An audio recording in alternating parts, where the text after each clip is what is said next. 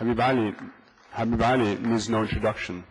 He is one of the top 10 most popular preachers in the Islamic world. And amongst this group, he is by far the youngest.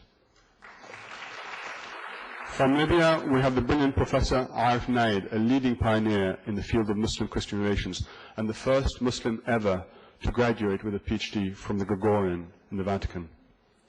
From Tunisia, we have Professor Hamid Naifer, one of the leading Muslim theologians in the world and a historical figure in the Islamic movement of Tunisia. From Turkey, we have Dr. Brahim Kalin, the director of CETA, the leading Turkish think tank, and a professor at Georgetown University. He's a brilliant scholar. He's a brilliant scholar, administrator, political expert, and musician. He's our spokesman. He's our group spokesman for the conference. From Oman, we have Sheikh Ahmed bin Saud al-Siyabi, the Secretary General of the Directorate of the Grand Mufti, representing the Grand Mufti, Sheikh Ahmed al-Khalili, and thus representing the ultimate Sharia authority in the Ibadi Madhab. From the United Arab Emirates, we have Professor Muhammad Abdurrahim Sultan al-Ulama, Deputy Dean of Scientific Research Affairs, UAE University, scion of an illustrious family of scholars and himself one of the leading Shafi'i scholars in the Arab world. From Syria, we have Dr. Salahuddin al-Kuftar, who heads the Kuftar Foundation, founded by his great father, the late Grand Mufti of Syria, Ahmed al-Kuftar, and who heads the much-needed Islamic Center for Peace.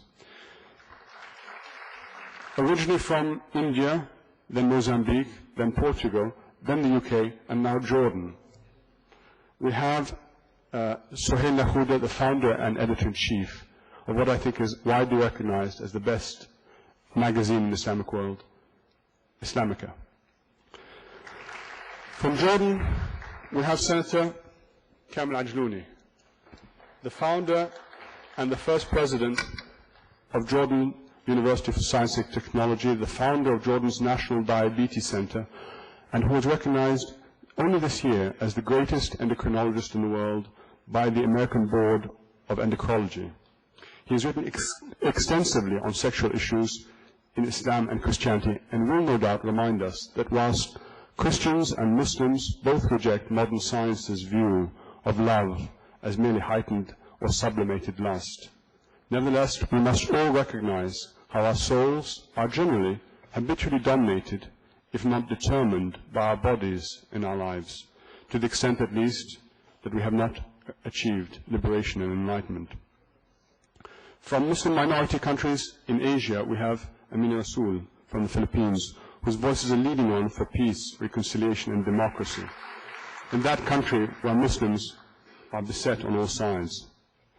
From Europe now, we have Dr. Mohammed Bishari of France, who seems to be the head of everything connected with French Muslims and even European Muslims, and who I know has just founded the Avicenna Center in Paris.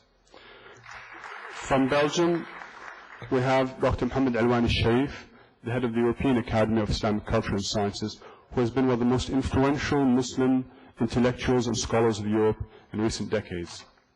From Denmark, we have Dr. Ismatullah Mujaddidi, who as president of the Council for Danish Muslims, has been the calm in the eye of the storm caused by the sacrilegious cartoons in Denmark 2 years ago.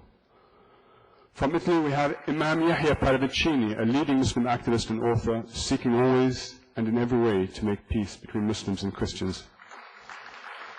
From Great Britain, we have Sheikh Abdul Hakim Murad, the Sheikh Zayed Lecturer in Islamic Studies at Cambridge University, who is widely recognized as being the most knowledgeable and influential native Muslim Western European in the world. Also from Britain, we have Dr. Sayyid Reza Shah Kazemi, the author of 4 or 5 seminal and prize-winning books on such topics as Mercy in the Holy Quran, the Quran and Interfaith Dialogue, Imam Ali and Spirituality, and Comparative Mysticism. Finally, from Britain, we have Dr. Naveed Sheikh, one of the most brilliant upcoming historians of his generation. He joins us here because a dialogue like ours cannot proceed without a historical memory. And since we have centuries of history together as Christians and Muslims, we must, in justice, in our discussions, be aware of the past in order to better work for the present or the future. I will not introduce the 15 or so US or Canadian Muslim figures because you probably know them better than I do, but I will just briefly recognize them and thank them for coming. Professor Sayyid Hussein Nas, widely recognized as the greatest scholar in Islam in the world, he's here. Professor Ingrid Mattson, scholar, president of ISNA, and modern role model for the whole Islamic world. Sheikh Muzammil Siddiqui, the historic founder of the North American Fatwa Council, distinguished Professor Abdullah Schleifer, one of the greatest minds on media in our age.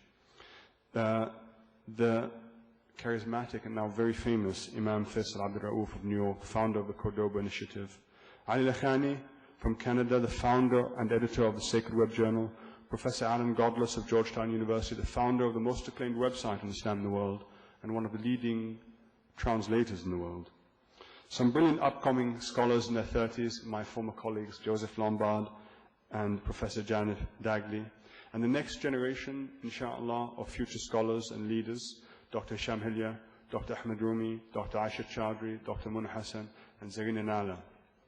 Last but not least, Dalia Mujahid, the Gallup Muslim World Poll Director, who was mentioned earlier, is along with Professor John Esposito, because of her work, the person most qualified in the world to tell the world what Muslims really think and feel.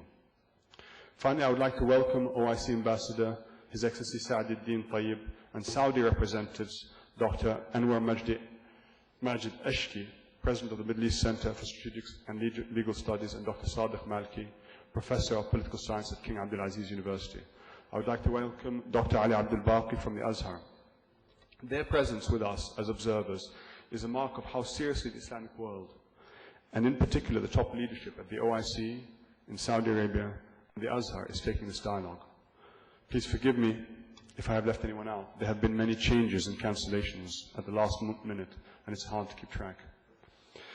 I have to say, however, that some of our most senior fuqaha, scholars of Sharia, did not attend.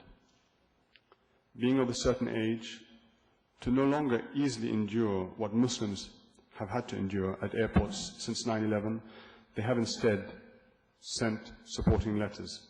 However, had they known how well we have been treated by Homeland Security this week, more would have come, and more will come, and for this we would like to thank the US government.